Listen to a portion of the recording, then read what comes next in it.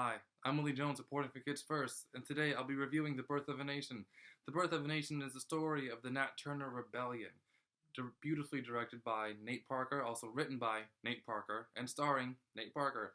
Now, what's interesting about Nate Parker's film is that the title is the exact same title as the 1915 silent epic, obviously, The Birth of a Nation.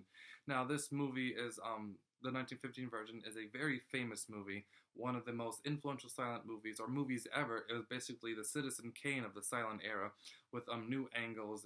I think it had the highest budget of any film at the time. Used a wide cast, and as far as cinematic history, it's a very important film.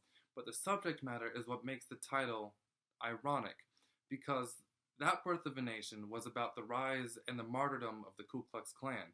It actually created the rebirth of the Ku Klux Klan in the first half of the 20th century. So Nate Parker's film, sharing that same name, is a wonderful bit of irony, considering that his version of the movie that shares the title is about slaves uprising instead of, African Americans being oppressed. That's very interesting. Additionally, Nate Parker really drove home the auteur theory with this one. I mean, he wrote, directed, and starred in it. And it's not his first feature at all. He's been in other movies, most notably The Great Debaters and Beyond the Lights, but it's his directorial debut. And his directing style is very interesting. I think it's very good for someone first starting out. He directs with that very hardcore, brutal, no holds barred type, which means it's kind of graphic. He doesn't leave anything to the imagination, really.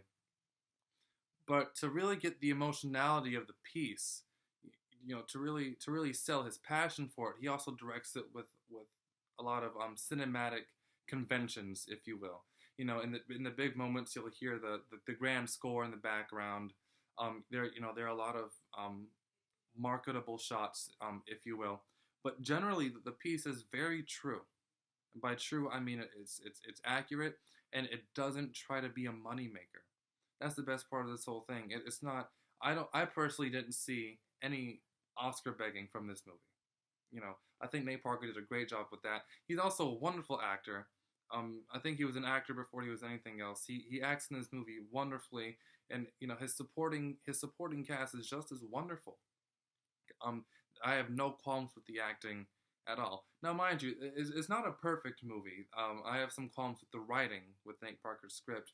There are some narrative issues. My narrative issues, I mean, there are some elements that seem a bit rushed, and there are other elements that don't seem developed enough, and particularly the dialogue. There are some instances where I just wasn't a fan of the dialogue at all. I felt it was fake and forced.